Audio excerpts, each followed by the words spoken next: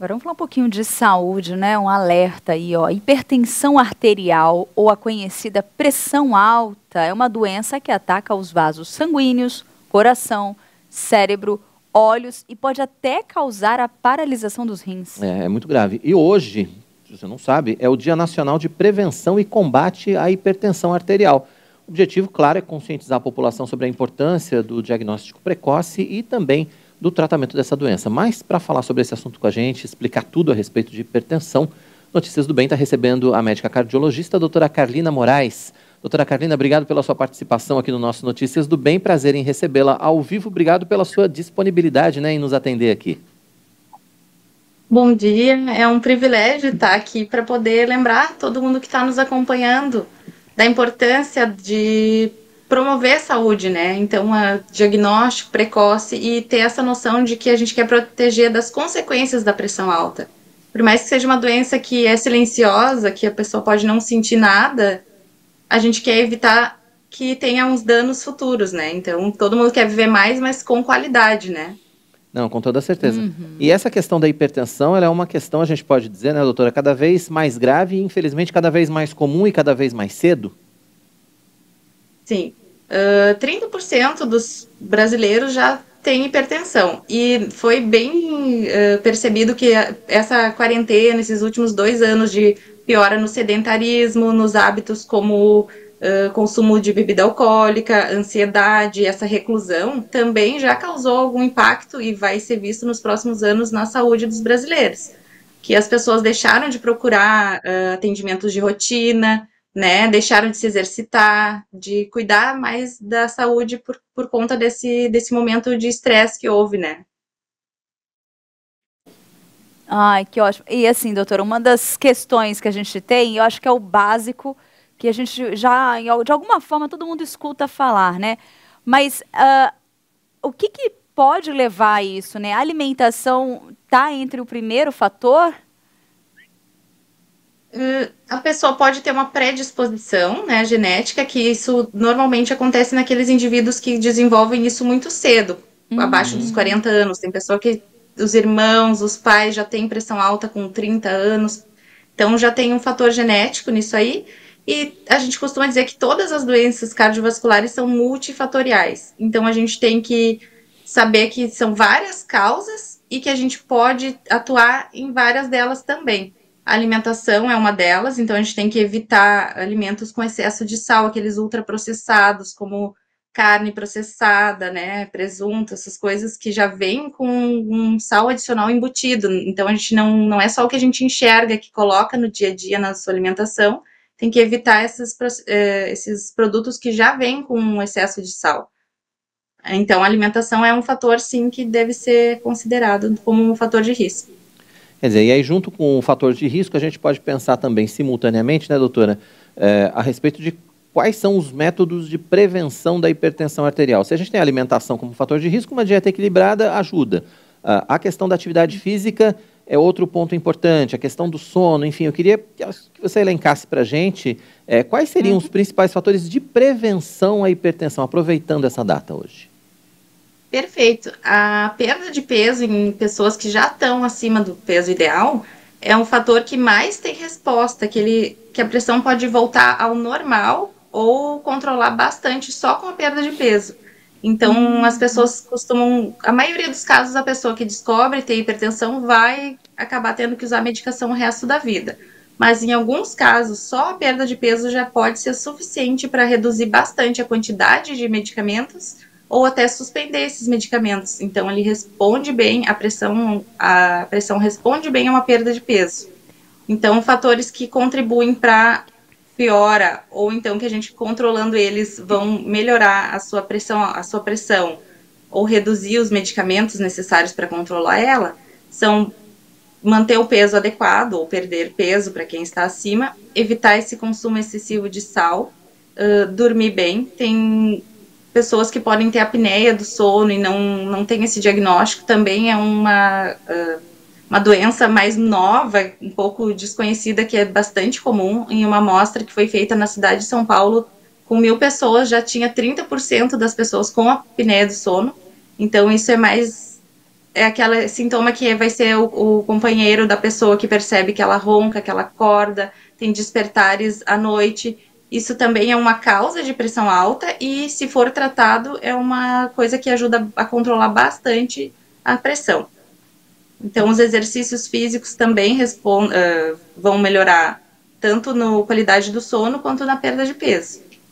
Cigarro também é um fator que ele não aumenta a pressão diretamente, mas ele é associado com o risco da pressão alta. Então, a pessoa que tem pressão alta, fuma, ela vai estar acrescentando fatores de risco para ter doenças cardiovasculares, como AVC e infarto futuramente. Uma vez diagnosticado, sendo ali um pouco mais novo, tem que tomar o medicamento? Obrigatoriamente é algo que vai fazer parte da vida ali? Eu costumo dizer que é muito importante, a decisão é tomada pelo médico e pelo paciente. Então, o ideal é não começar a se automedicar, não usar o remédio que o vizinho usa. Então, você tem que ter um médico de confiança, pode ser um clínico, um cardiologista, que vai, junto com você, escolher qual vai ser a melhor terapia. Se os níveis de pressão não forem tão elevados no diagnóstico, foram 140/90, é uma pressão arterial alta, mas no nível 1, a gente pode iniciar com um medicamento apenas. Se os níveis já estão acima de 160/110, a gente já costuma fazer uma associação de medicamentos, e aí tem medicamentos separados e que vêm juntos num comprimido só. Então, tem vários pontos que são importantes na tomada de decisão do início do tratamento. E hoje em dia, se fala de uma pré-hipertensão, que são indivíduos que têm acima de 135 de pressão, né, 135/85, então, esses indivíduos já têm uma tendência a ir para os 140/190, eles têm que começar as medidas não farmacológicas, que é parar de fumar, fazer exercício, baixar o peso, e todas essas que a gente já comentou antes. Então, pode ser tentado um tratamento não medicamentoso no início, se os níveis não forem muito altos, e aí ser reavaliado em poucos meses, para ver se obteve alguma resposta. Entendi. E aí, aproveitando, né, essa coisa dos níveis que você já nos falou aqui, a respeito dos níveis que são adequados ou não, o 12/8, né, o 120/80, a famosa pressão 12/8, é a ideal para todo mundo, em todas as idades, doutora? Ela é uma coisa mais genérica, então ela é a pressão ideal na média da população. Mas em pessoas que já têm uma doença coronária, já tiveram um infarto, por exemplo, a gente não evita baixar essa pressão de baixo, baixar de 70, 80 para manter uma boa circulação nas artérias do coração. Então, vai depender da pessoa. Se é um paciente muito idoso, mais frágil, que tem risco de ter queda de pressão, a gente costuma cuidar para não baixar demais. Mas sim, até 130/80 é uma pressão ideal para a maioria da população em geral. 140/90 já é diagnóstico de hipertensão. Então, a pessoa às vezes tem a pressão 120/90 e acha que não é nada, mas a pressão, aquele númerozinho de baixo, também é importante no diagnóstico. Os dois números precisam ser levados em consideração, né? A chamada sistólica e a diastólica. Qualquer um deles estando alterado já é diagnóstico de hipertensão. Então, sim, foi isso que eu quis dizer, assim, os dois números precisam ser levados em consideração individualmente, não em conjunto, né? Isso, exatamente. Muito bom. Só para ficar claro. Qualquer alteração em qualquer um dos dois, precisa cuidar. Olho, né? Nós temos dois comentários aqui, né? O Ricardo Reis, ele colocou que desde que ele servia ao exército, o quartel, ele faz exercício, né? Aliás, peraí. Ele sempre fez exercício, atividade física, mas desde que ele serviu o quartel, a pressão dele é de 12/8. Ele mantém, desde aquela época, e aí ele colocou aqui, faz tempo, né, Quirino? Faz tempo. Aqui, ó. E a Wanda também colocou, ela é magra, falou, sou magra e faço exercícios. Essa questão de manter e tudo, é algo para poder ficar tranquilo? A pessoa pode ficar tranquila? Sempre tiver essa pressão, ela não vai mudar. E se ela tem um cuidado também, né? Não quer dizer que a pessoa não vai desenvolver ao longo da idade. Depois dos 50, 60 anos, a população, em geral, começa a ter risco pelo envelhecimento do sistema vascular. Então, o ideal é você, sempre que tiver alguma oportunidade, vai numa consulta ginecológica nas mulheres, no urologista, no homem, vai no postinho fazer algum exame, medir a sua pressão. Então, qualquer oportunidade de alguma avaliação clínica é uma oportunidade de ver se a sua pressão continua boa. A gente pode dizer que é uma regra, assim, todo mundo um dia vai ter problema de pressão, e a gente só consegue se cuidar e deixar isso um pouco mais para frente, ou não? Tem pessoas que vão ter uma vida saudável e vão conseguir manter a pressão em ordem durante toda a vida. Não é uma coisa que todos estamos fadados a ter pressão alta, não é isso necessariamente. Não? Mas, como o número é uma doença muito comum, né? Então, como eu falei no início, 30% dos brasileiros têm pressão alta. É um número muito significativo, né? Então, a gente tem que tomar cuidado com doenças que são bem prevalentes, que a gente pode diagnosticar facilmente. Mas não é todo mundo que vai desenvolver. Ai, boa notícia. Uma ótima notícia, né? Exatamente. Mas, doutora, eu gostaria, assim, que você enfatizasse mesmo, assim, hoje é um dia de tomar esse cuidado, um dia de alerta para a gente, né, levantar o botãozinho ali, sinalizar a importância da gente estar cuidando da nossa saúde referente à questão da hipertensão.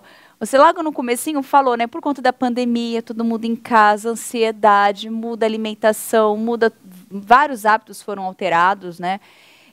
A importância da gente estar em dia com o nosso médico, estar em dia com os nossos exames, isso é fundamental, né? De retomar, né, agora com essa retomada segura que nós estamos tendo, né, já dá para retomar a academia, voltar a ter uma vida mais saudável também, né?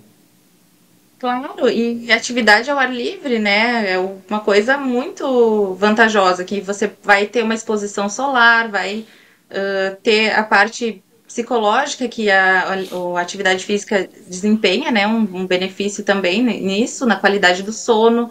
Então é muito importante ter esses dias, essas campanhas, para a gente se lembrar de tomar os cuidados, né. Já é visto que as mulheres cuidam muito, por exemplo, de prevenção de câncer ginecológico, então isso já está bem enraizado na nossa cabeça, na nossa cultura. Mas a parte cardiovascular as pessoas às vezes subestimam, porque não sentem nada, e acaba que todo mundo está um pouco com sobrepeso e não valoriza isso. Então isso também é bem importante de ter essa ideia com cuidado geral, fazer a partir dos 40 anos, o ideal é todo mundo fazer um exame anual, de uma avaliação clínica, daí o médico vai dizer se é necessário algum exame ou não. E para quem tem familiares que tiveram doença cardíaca cedo, né, AVC, infarto, antes dos 55, então já pode começar a procurar antes o médico. Tem que ter atenção desde sempre, né, doutora? Hoje as pessoas têm muitas dúvidas com relação à Covid e o que ela pode relacionar ou a que ela pode ser relacionada.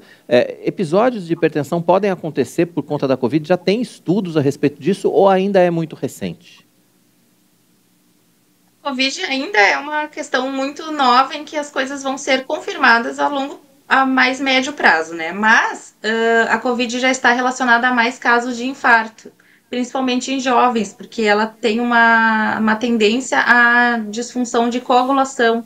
Então, assim como tem casos de infarto pós-Covid, tem também de trombose pulmonar, que é uma parte venosa, que pode causar algum cansaço crônico, alguma embolia pulmonar, que também indiretamente afeta a função cardíaca, né? Mas é mais nesse sentido ainda, as evidências que temos até agora.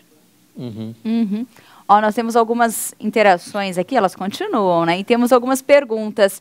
O Alessandro Magalhães, ele mandou várias perguntas aqui, mas uma delas foi: por que a maioria dos idosos tem pressão alta, mesmo tendo uma alimentação saudável?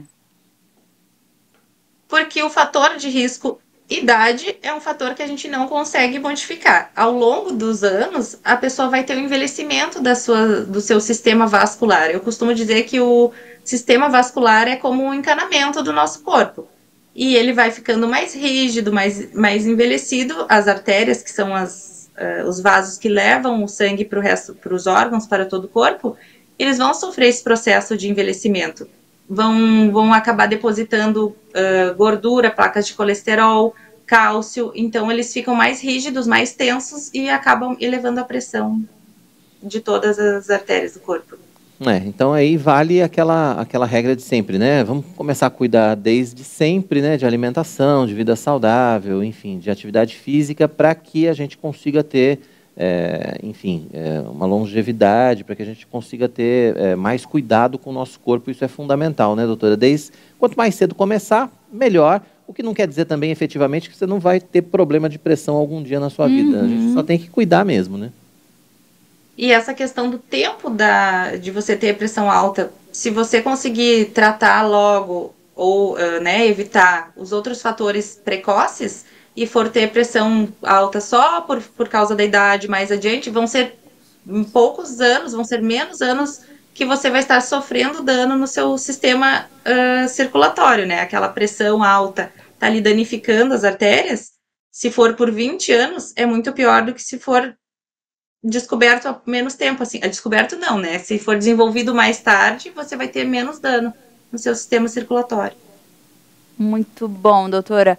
Bem, já falamos aí as possíveis causas, já falamos que isso pode ser, de certa forma, hereditário, né? Isso vem.